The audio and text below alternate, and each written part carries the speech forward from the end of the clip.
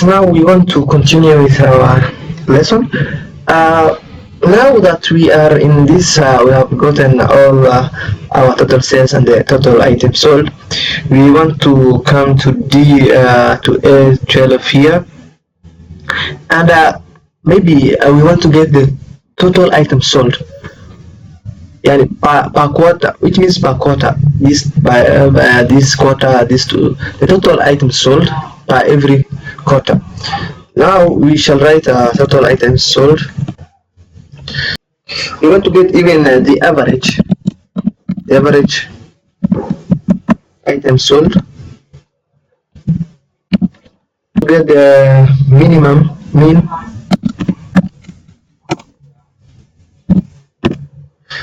the minimum items sold, maximum items sold, max items sold. So this is now what we can do. We want all our, we want to move in our home tab. We want to move all our these writings here up to here.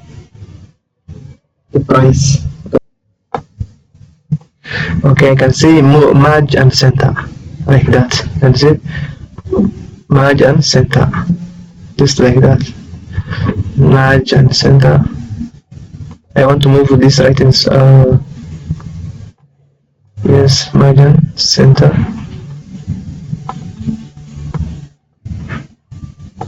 Yes.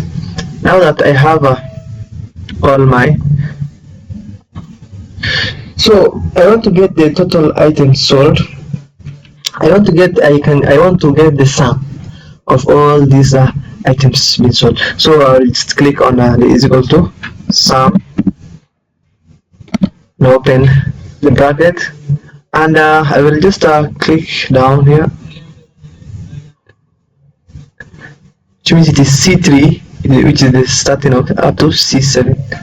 Just click enter, just like that. Now you can also click onto the sum. You can see now it's behaving. You can just click for it, just like that, and also get the sum here, and you can just click that and get your sum here.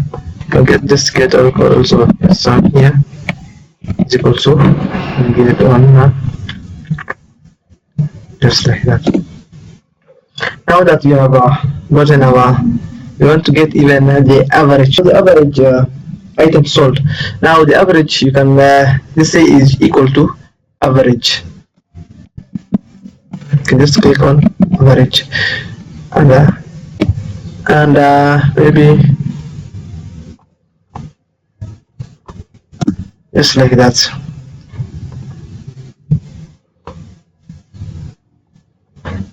And you can just continue like that. So how to get the minimum? You can just say equal to min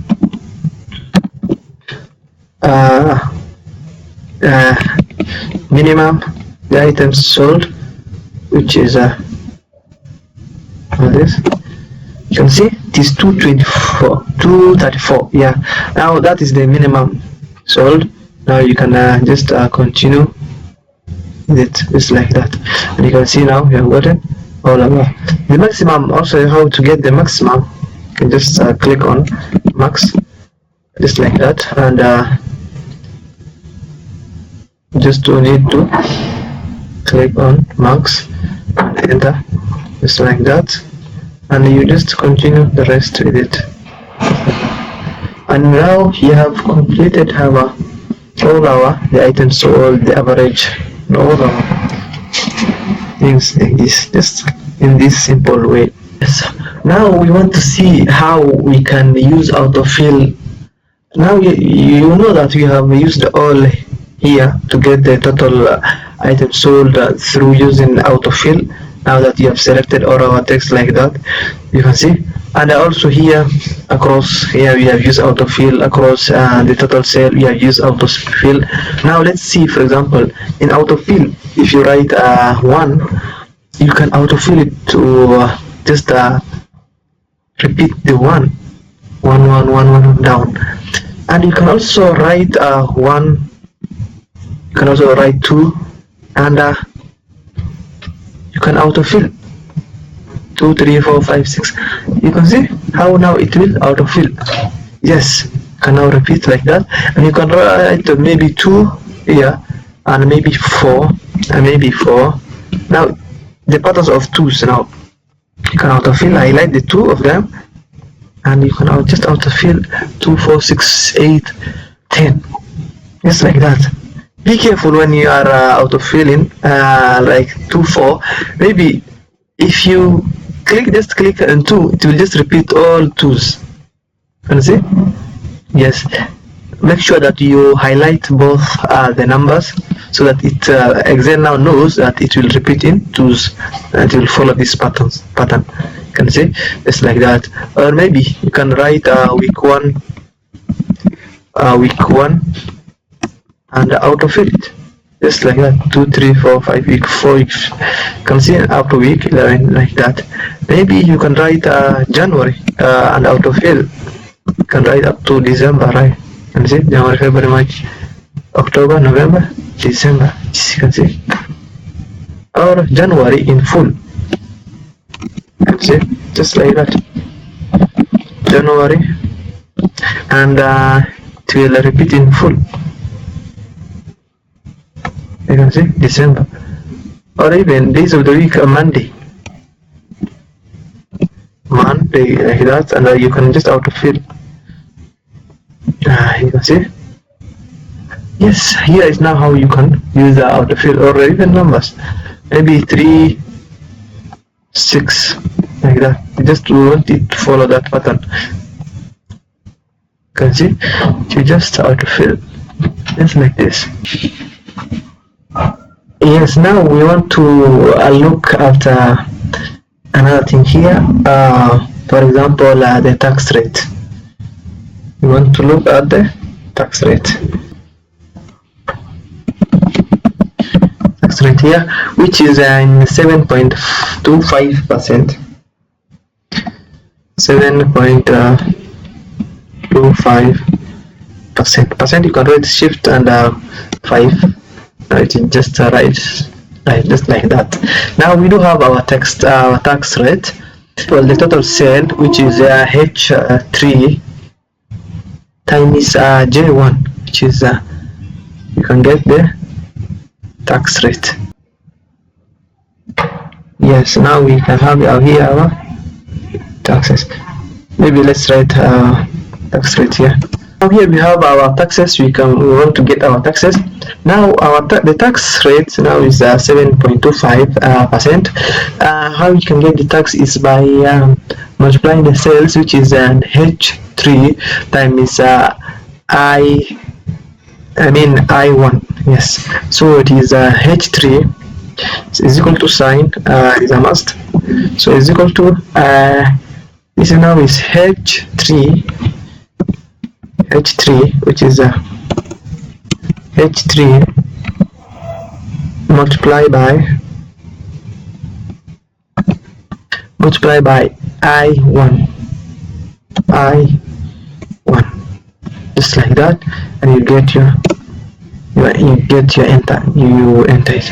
Now we cannot autofill through this. Now you can see if we try to autofill it, it will bring us some nothing value here. You can see the reason as to why it is bringing all this thing is because it is following the pattern. Because here we have said that the first one is H3 times I1. You can see the next one is will go to H4 times I2.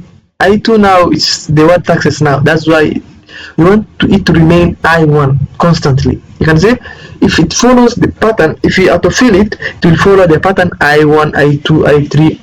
You see it's H4, I2, like that. You can see an I2 we don't have any value. We want it to remain I1. So autofilling will not be an option here.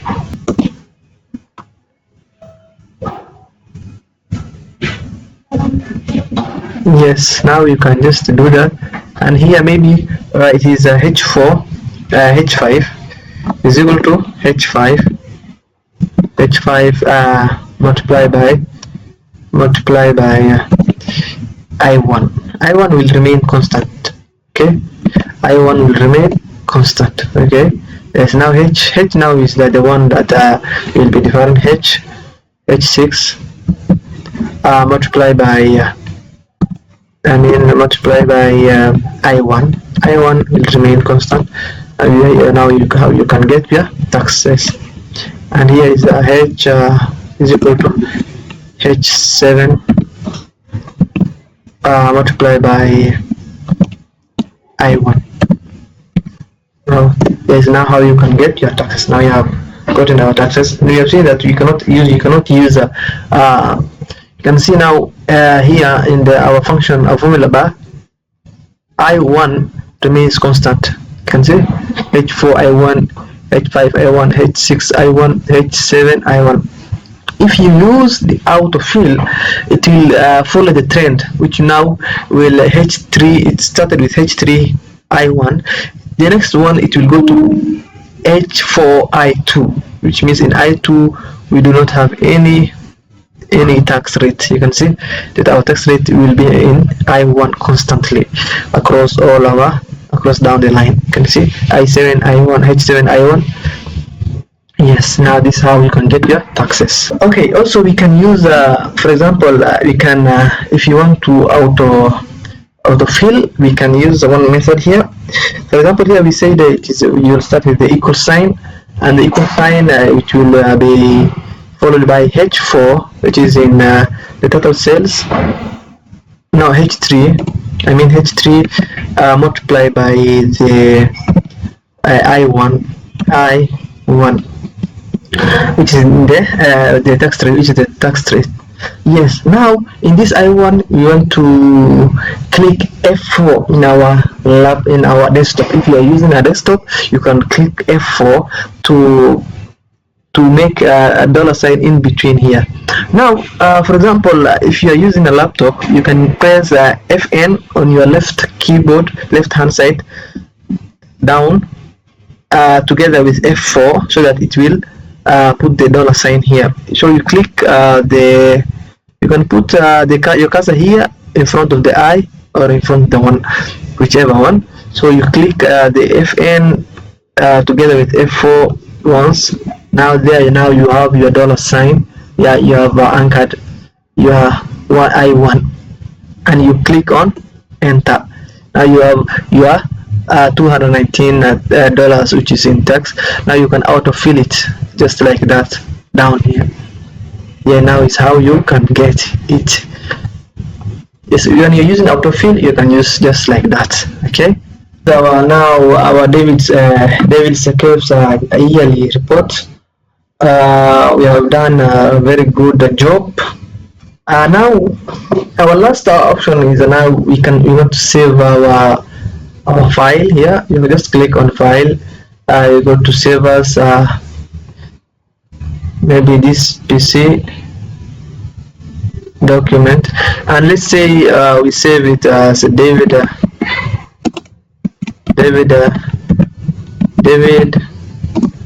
Caves yearly report.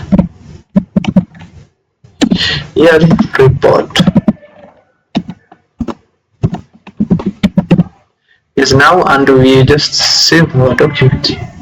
There, now our document is saved. Okay, I really appreciate your time, and thank you for being with us.